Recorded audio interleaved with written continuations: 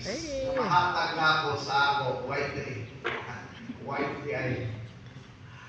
You know, for the past 7 years nga, we've been together, although not physically, virtually lang sa tatay, I am very observant sa ugali ni Juan.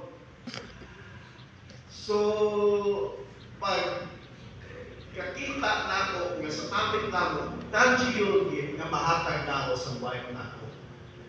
I know Ibon live a very humble and simple life.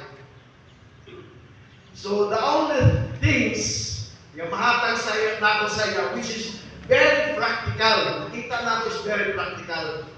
Number 1, walk lang.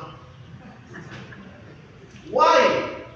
Kasi nakita lang po na ako sa iya every time na mag-video call me, she is very particular.